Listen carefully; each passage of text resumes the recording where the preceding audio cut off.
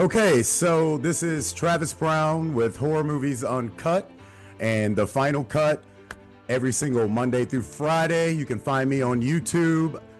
We are talking about a film that we mentioned back when we were doing our South by Southwest coverage for London.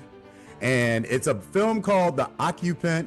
And we have the courtesy of having the filmmaker, Hugo Keijzer, and the amazing star of the film, Ella Balinska, and we are going to be talking to both of you guys about this film and seeing kind of where this frigid isolation fever dream kind of came from. So, Hugo, I'm going to kick it off with you. My first question for you is pretty much about kind of how the film leans heavily into isolation and atmospheric dread. So I'm curious to what drew you to the story in such a frigid and desolate environment. Yeah, that's a really good question, because essentially we tried to find a way to tell a story that has like a deeper layer, which is more about coming to the acceptance of something that's very difficult, which is much more of a psychological journey. And that's why we were looking for a landscape that reflects that. Like, where do you feel most alone in that journey, and where do you feel most cut off from the place that you call home? And we found that in Georgia, and even though Georgia is a lovely country with amazing people, there's also some really, really desolate landscapes there. And like, if you drive up north, like basically you hit the end of the world, essentially. And it was just an amazing location to be filming. Okay. And then Ella, for you, being put into this situation, I'm a personal trainer by day, so the first thing that I always look at in a film is how physical does our characters have to be, and Abby is physical, emotionally tested throughout the film as well.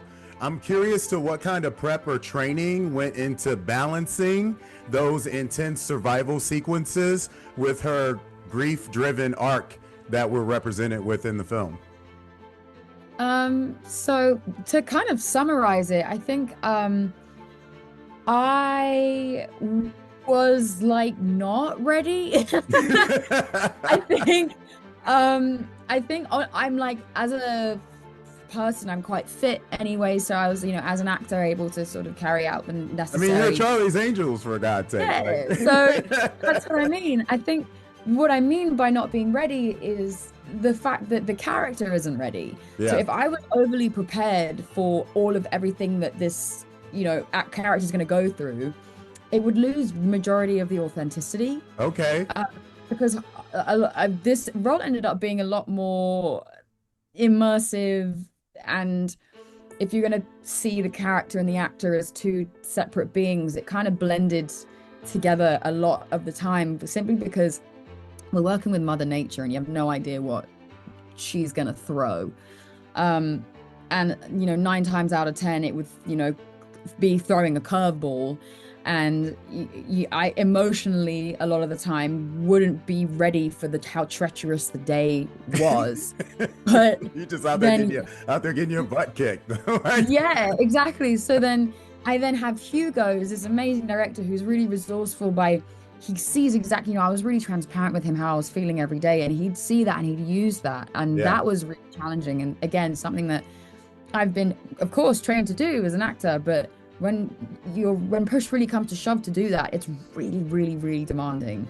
Okay. So that's why I kind of say not being the most prepared was, funnily enough, the most prepared I could be. Yeah, I love that, because it really just allows your character to really be Abby in the moment. So I think that's fantastic. Hugo, the film is beautiful. How did you and Robbie Van Brussel approach using this like frozen landscape as a character itself, in my opinion? Because when I watched the film, I'm like, Georgia, like, big shout out to my homeboy Marab Duvashwali from the UFC. Georgia is represented in this film. So I'm curious, like, to what your guys' game plan was when you got together to create this cinematic landscape. Yeah, that's an interesting question, because Robbie and I are longtime collaborators, so there's this level of trust. And he brought his A team, so Bram and Luke, and like a really loyal team of crew around him. And that allowed us to not have to plan so much, actually, because we know each other's taste really well, and we can basically rock up on a location and kind of like look at the same thing and already know what kind of lens we're going to put on. And that's kind of like the level of trust that's like preparation that's a little bit more intangible maybe when you're really investing in a working relationship. So we were really able to use whatever Mother Nature threw at us. And like one good example for is when we shot Ella in the ice lake and she goes into the ice for real, we created kind of like this artificial fog around it because we wanted the whole scene to be fogged up.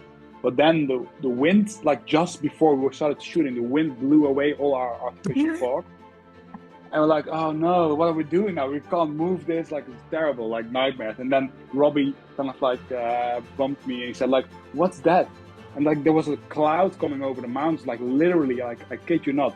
Within 5 minutes, the whole ice lake was covered in fog. We're like, grab this camera, we have to start shooting right now. It's and like then, Mother Nature was like, I got this. Like, I don't need y'all stuff. I got this. Exactly, yeah, your toy stuff. And like, the whole lake was covered. And then the trust and the collaboration that you had previously really kicks in. And you're like, okay, we got this. We don't need to talk anymore. And we'll make it happen. Okay. Ella, your performance feels very deeply personal. Did you draw on any real life experiences or emotions to bring Abby's sense of loss and desperation to life? Personally, yeah, actually, and I'm really glad you picked up on that. First cancer. Like we all can say that, I think. Hugo really spoke to me about a lot of personal experiences that he'd had himself. When we sat down, he can talk about this a lot more eloquently than I can, but when we first sat down on day one of, production, before we headed out to the snow, and I was like, why did you write this? And he sort of told me, and it was in that moment where I was like, you know what, we would be robbing ourselves and everyone else if we didn't really do this justice. Yeah. And and to share with him in return, I was like, hey, here's where I am. Here's how I've been feeling over the past couple of years after everything that's gone on. This movie, I initially came across my desk in 2019. I was in a place where I really wanted to do something really intense and gritty and demanding. 2020 happened, 2021 happened. Yeah. We ended up shooting this at the top of 2022. By which point, dude, I was exhausted. I was so tired. And I just was like, here's how I'm feeling. And I guess here's how the character's feeling too. And I think that's what's really real. And as a highly A-type, independent individual who's quite stubborn when it comes to thinking that they know the best way forward, I found a lot of parallels with myself and Abby in the fact that, she has to kind of let a lot of her beliefs go. And I don't know, just kind of come face to face with reality, and that it might not be the reality that she wants, but it's accepting the reality that's happening. And there's no power to change that anyone has. And so just kind of, it felt deeply personal because Hugo allowed me to draw kind of sometimes a little bit further, not as direct, but still emotionally that felt quite similar parallels, and really bring them into the performance and truly challenge me sometimes to even push me further into that emotion to really just get what he needed for the scene, Amazing. Hugo, last question for you. This has been fantastic. Thank you both so much. This is great. Very excited for everyone to see the film. Looking forward to people seeing you in this light, Ella. Hugo, when it comes to the supernatural and sci-fi elements, which me and you got to have a little side conversation about some of that stuff. What influenced your decisions to keep things ambiguous and grounded in Abby's emotional state? Yeah, that's a very interesting question because in the development of the script, we started off with much more conventional sci-fi, where there was like an actual alien ship at the end, and there was like a standoff between Abby and this monster. Yeah. And I think through that, I allowed myself to make it more personal and to not have this kind of like big fight at the end. but actually have a really big decision for her at the end, which is maybe not what actually pleases all of the genre fans, but I think it allows us to tell maybe a meaningful story about somebody who has to come to a real choice. And that's why this essentially what's happened, the antagonist is kind of like consensual, so he's not doing anything against her own choice. Right. And there's one line in the movie, like, every decision leading here has been your own. And that's what I wanted to go for, and to really show the audience, like, listen, she is in this journey herself, and this is not a film about her defeating this monster. This is a film about her defeating these demons within herself, and coming to the point that she's brave enough and courageous enough to make this really difficult decision that will move her forward in her life. Okay, great. That's a fantastic answer. Thank you so much. Ella, last one for you. So the role, I mean, it's a lot of isolation in this film. How did you mentally stay in that space during filming without it becoming overwhelming? I couldn't say that I successfully did. You're like, I didn't.